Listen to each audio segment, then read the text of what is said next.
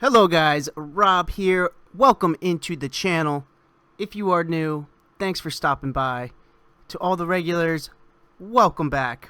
Now I usually go over the charts in a live stream, but I just wanted to jump into a video on this one as it is pretty early in the morning here. Here we have up the last year of Bitcoin. And in our Discord server, I got asked this morning, the market sentiment is so strange.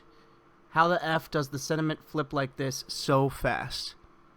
And it got me to thinking and really analyzing the last year in Bitcoin here. And I want to give you guys my thoughts. Now, I'm probably going to leave this unedited and raw, so just bear with it. And if you are new, make sure to hit that subscribe button and click on that notification bell and join us for our live streams. So the question is, how does the sentiment flip so fast like this? And my answer to that is, has it? Has it really? Now, through most of the beginning of 2019 and, through the 6K to 3K drop, a lot of people's view has been bearish. And a lot of big talking head traders with lots of followers and subscribers have been saying 1,000 or whatever their lower target is. But when you actually go into it, that's only a couple people who think that. And, this question really had me start to think about why. Why are we going so fast, so far up like this? And has sentiment really changed? My view is sentiment has been bullish all along. Now, why do I say this? Going back to those big talking head bearish traders who think we're going to 1,000 or did think we were going to 1,000. This really had me go back and really think about it. And in the chats of a lot of these traders, you get an idea of where the market's at through the thousands of people that are chatting during their streams. And the thing that sticks out to me is thinking about what I see in their chats. It wasn't, when do we break 3,000 again so I can short? The most of the time it was when 1K so I can buy more, when 1,200 so I can buy more, when 1,800 so I can buy more, when 800 so I can buy more. It wasn't a question of, hey, when do we break a level where I can short? It was a question of, when do we bottom out so I can buy more? Not when can I short, but when can I buy more at the lows? So to me, the sentiment never really changed if you think about it like that. People were always bullish. They were just looking for a better entry point than where we were at currently. And with the break of these 4,200 levels, as we've seen, the buyers have FOMO'd in. Those that were waiting for that 1,200, that 1,000, that 800, that 100, whoever the talking head was that they were watching and waiting for those lower levels, they were FOMOing in at these levels. Now, I just want to add in the drawings here and show you the similarities I see to the range we were in here and the range we were in here. So let me add these in. So first, let's talk about this range and the drop we saw here. For months and months here, as you can see, this is 138 days, so 4.5 months worth of trading action. This entire box is 20%. And over a good half of that time, well, actually, I would say a good 80% of this time, we were trading in an even tighter range here, with a lot of the days in here seeing from open to close, $5, $10, $15, $20 difference in Bitcoin price. So we saw lots and lots and lots of price acceptance in this range here. The overall longer term pattern here was a bearish one, but the price acceptance we saw did not lead to the same view of a drop like we saw here. Now, what happened right here? We had the Bitcoin Satoshi Vision fork and all the Craig Wright FUD. Craig Wright saying, oh, he has no problem selling everything he's got, pushing Bitcoin down to nothing because he's going to win the miner war, and screw Bitcoin. Bitcoin Cash SV is the real Bitcoin, and screw ABC, screw Bitcoin. Bitcoin Cash, I don't care. I'm selling everything. I'll take the loss. I'm going to win the miner war. A lot of FUD. The longer term pattern here, yes, did call for a dip, but a dip and a continued dip of this length, just like I was talking about back in this range, really was not in the picture for me. So the bears from this level did, in my opinion, they got lucky with the Craig Wright FUD accelerating and assisting the down move we saw. So what did that lead to? That led to a bottom here at the 200 weekly moving average, which we have seen cycle after cycle. We bottom out at the weekly 200, the yellow drawn out line here. And that led to another 20% range, this time around 128 days, so 10 days less than the range we saw here, with striking similarities to what we saw previously. So if we go back to this range, a spike to the upside out, some sideways to down action, and then a bigger spike before pulling back in. This one, a spike to the downside out, a little bit of a pullback before a little bit bigger spike before pulling back in, then followed by a little spike again out to the upside, some sideways action, then a little bit bigger spike before pulling back in, and this one again, a little spike outside, some sideways to pullback action before a little bit bigger spike before pulling back in. So very similar chart patterns through this 20% range on both these time frames, both here in the 6,000 range and down at the lows in the 3,000 range here as well. Just flipped. The moves to the outside of the range here to the downside, the moves to the outside of the range to the upside here, both times very similar in action. So it's just flipped of what we saw here when you look at it in the tight 20% ranges we were trading in. And this all goes back to the question, how does sentiment flip so fast? And ever since, this point here, I was drinking the bearish Kool-Aid a little bit. You have these big traders, and by big, they have a lot of followers, saying we're going to 1K. So did that weigh in on my trading? Of course it did. Should it have? No. Looking back, no. I should have just 100% listened to the charts and, blocked them out, which I try and do.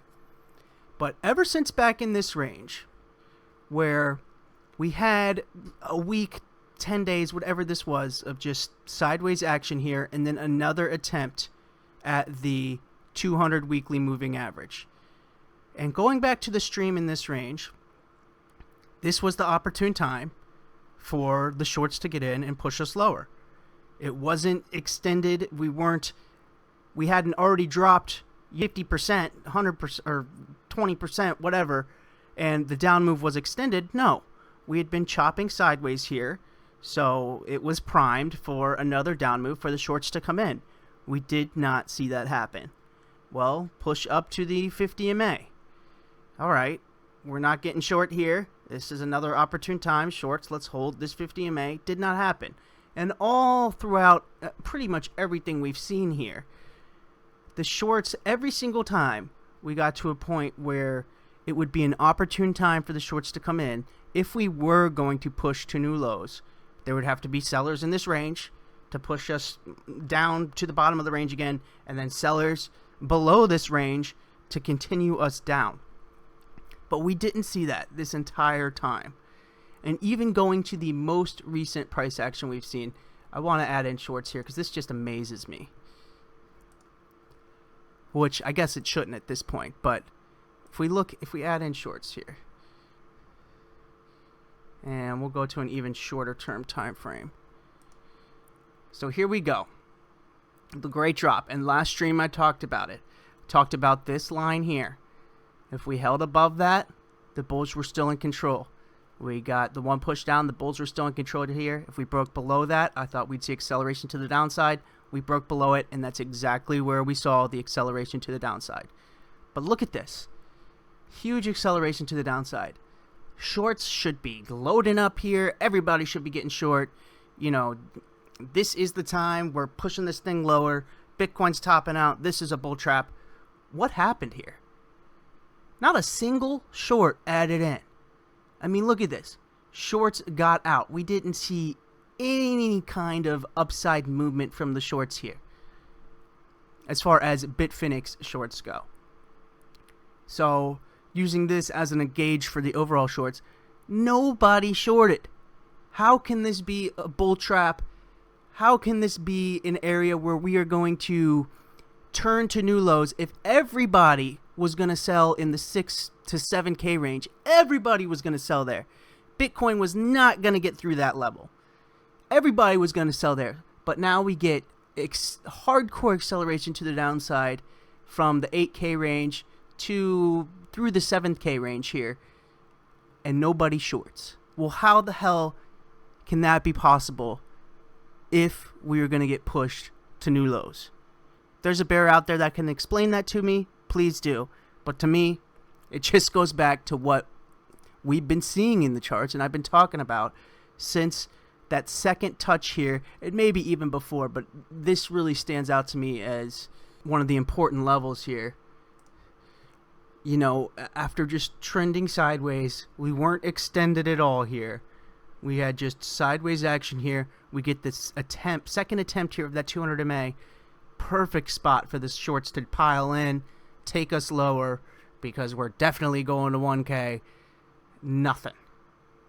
What do? We get the bounce off that 200, back up into this 20% range pattern, making it, at this point, the exact opposite of what we saw here, and finally exploding to the upside, exploding through the most bullish action we've seen yet, through that 6K range where everybody was supposed to be selling.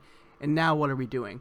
After being extended to the upside here, getting a pullback, we saw wicking action here to that 6,800 level, the triple top, the upper part of all this sideways action we saw. And, you know, it really feels like we're right back to where we were back in this range before the Craig Wright FUD. Before the Craig Wright FUD, we're right back to that sentiment. Craig Wright FUD, boom. Okay. Opposite pattern of what we saw here. No more Craig Wright FUD. Boom. Right back to where we were. All of these opportune times for the shorts to come in, they're just not coming in. And then, I mean, just the icing on the cake. Does it get any more obvious than this? Huge acceleration to the downside. So, buyers taking profit. Longs taking profit at this point pretty much. Right at the exact point I talked about last stream. A couple days ago. This was the level for me.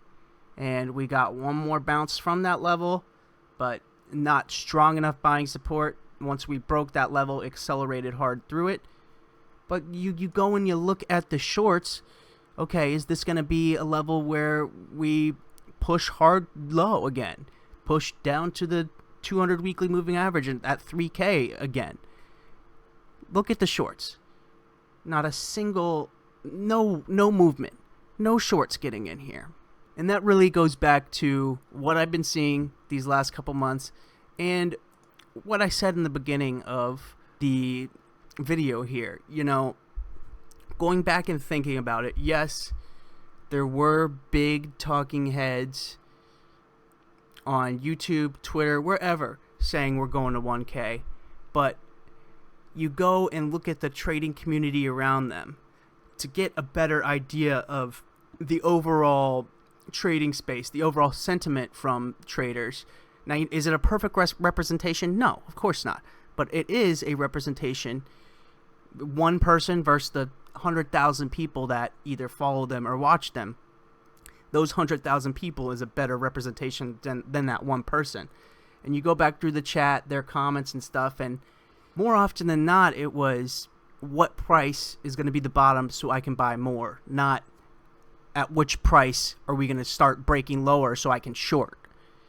More often than not, it was the bullish scenario of, hey, win 1,200. Hey, win 1,000 so I can buy more. Hey, win 800 so I can buy more. Hey, What is the bottom going to be so I can buy more?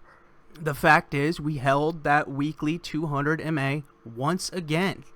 And all charts can give you is a history of what price is done, and you have to use that to formulate an idea for the future.